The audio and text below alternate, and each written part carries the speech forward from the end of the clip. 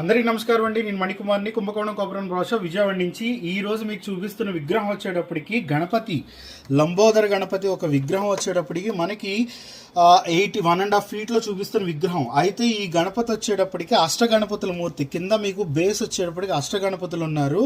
So అష్టగణపతుల మీద సిద్ధి గణపతి ఉంటారనమాట. చక్కగా మీకు ఇక్కడ లెఫ్ట్ సైడ్ తొండం, మోదకం, ఒక చేతితో శంకుపాశాలు ధరించి అవయ ముద్ర ఇచ్చి చక్కగా లంబోదరుడు చాలా చాలా బాగుంటాడు.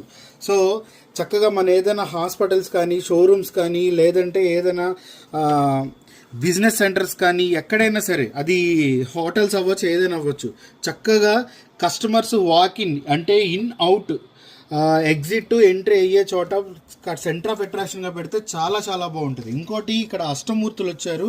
సో అష్టమూర్తుల గణపతి అనేది చాలా చాలా స్పెషల్.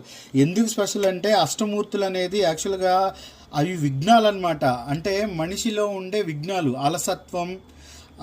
అలసత్వం ఒకటి, తర్వాత ఏం పర్వాలేదనే భావన ఒకటి, తర్వాత బద్ధకం, మెయిన్ నీరసం, ఇవన్నీ 8 లక్షణాలు ఉంటాయి.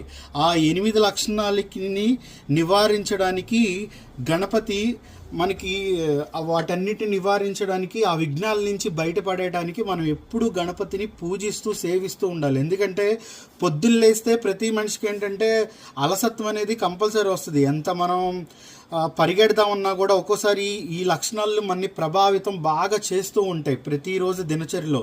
వాటి నుంచి మన కాపాడేది ఎవరంటే కేవలం గణపతి మాత్రమే. ఎందుకంటే ఇవన్నీ లక్షణాలు, గుణాలు. సో ఎందుకంటే ఈయన గణాధిపతి కాబట్టి ఇలాంటి అలసత్వాల గుణాల నుంచి మనని కాపాడుతూ ఉంటారు. సో 1.5 ఫీట్ విగ్రహం కాబట్టి చక్కగా బిజినెస్ సెంటర్లో అవ్వచ్చు, ఇంట్లో అవ్వచ్చు, ప్రతి చోట పెట్టుకోవడానికి అనువైన విగ్రహం అనమాట. 1.5 ఫీట్లో వస్తుంది. ఇక్కడ స్వామివారు చూస్తే ఏకదంతంతో ఆ కిరీట అలంకారం కానీ, సో చాలా చాలా బాగుంటారు.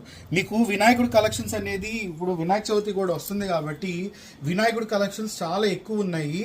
అన్ని పెద్ద పెద్ద సైజులో ఉంటాయి. సో నేను సింగిల్ విగ్రహం అయితే మీకు నేను వీడియోస్ చేసి పెడతా ఉంటానండి. సో ఉంటాను. మణికుమార్, కుంభకోణం cooperative brochure, 1 town, Bandar road, Vijayawada.